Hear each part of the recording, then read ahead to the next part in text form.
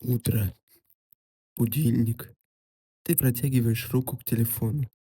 Ты не осознаешь этого, но прямо сейчас, в ближайшие 60 секунд, твой мозг принимает самое важное решение дня. И 93% людей это решение проигрывают. Сегодня мы разберем правила первой минуты. Мы ответим на такие вопросы. А почему именно минута? Что будет, если все-таки взять телефон? И как это связано с прокрастинацией в обед?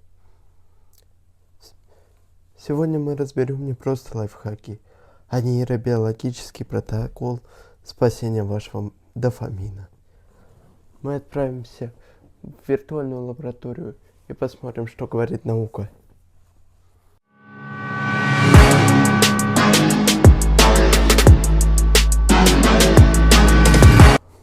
Чтобы понять правила, необходимо понять врага.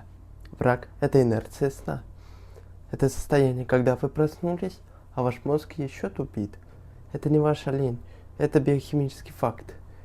Исследования, опубликованные в журнале JAMA International Medicine, это Гарвардская медицинская школа, показало, что когнитивные способности человека сразу после пробуждения сопоставимы с легкой степенью алкогольного опьянения. Это 0,05-0,8% промилле.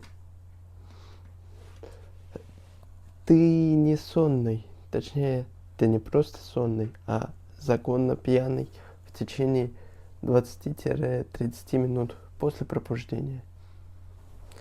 Что же это значит? Твой префронтальный кортекс, центр логики, силы воли и принятия решений, фактически отключен от сети. Власть захватывает лимбические системы. Хочу спать, хочу удовольствия прямо сейчас, хочу сладенького. И если в этот момент взять в руки телефон, а не стакан воды, отдельный круг ада – это кнопка «Отложить на 9 минут». Почему именно 9? Да просто это инженерная традиция старых механических часов. Но в природе человека не существует кнопки «Отложить на 9 минут». Это гормональный обман. В университете МcGill в Канаде провели исследование фрагментации сна и утренней бдительности. Результаты ужасают. Когда вы засыпаете после первого сигнала, ваш мозг запускает новый цикл секреции мелатонина. Вы входите в новую глубокую фазу сна. Через 9 минут вас вырывают из самой важной части сна самым жестоким образом. Это явление называется энергетический шок. Сердце получает приказ разогнаться до 100 сокращений в минуту, а мозг лежит в дельтаритме. Вы чувствуете разбитость не потому, что не выспались, а потому что собственноручно вызвали у себя гормональный шторм. Эта разбитость, по данным исследователей из Стэнфорда, длится до 4 часов. Вывод. Кнопка «Снуз» – это самосаботаж. Нажимая ее, вы говорите мозгу: «Пожалуйста, сделай меня сегодня тупым и уставшим до обеда». Давайте пойдем дальше. Допустим, вы дисциплинированный и берете телефон просто проверить почту или телеграм. Это точка невозврата. Это то, о чем говорит главный специалист по дофамину, профессор Стэнфорда Анна Лембеке. В книге «Дофаминовая нация» в своих соцсетях в Стэнфордском центре нейронаук она объясняет концепцию боли и удовольствия. Наш мозг работает как весы. Когда вы получаете удовольствие посмотреть смешной мем, поскроллить рилсы, почитать уведомления, чаша удовольствия поднимается. Но чтобы сохранить гомеостаз – это баланс, мозг тут же давит на чашу боли. И давит чуть-чуть сильнее. Это закон. Утром при пустом баке эти весы откалиброваны в ноль. Вы способны радоваться сложной работе, прогулке, хорошей книге, тому, что требует медленного дофамина. Но когда вы спящий, и в спящий мозг залетает 100 рилсов в минуту, вы вызываете гигантский всплеск быстрого дофамина. Мозг в панике бьет по чаше боли, и через 20 минут, когда вы встаете с кровати, мир кажется серым и унылым. Мысли «не хочу на работу», «как же все надоело» и тому подобное. Это не депрессия, это дофаминовое похмелье, спровоцированное в первые 60 секунд бодрства. Еще один слой, он более темный. За него отвечают нейроны веретена. Это сверхбыстрые магистрали, связывающие кишечник, сердце и лобные доли. За 60 миллисекунд они передают сигнал в мозг. В момент пробуждения мы либо настраиваем сигнал на сигнал безопасности, либо на сигнал угрозы.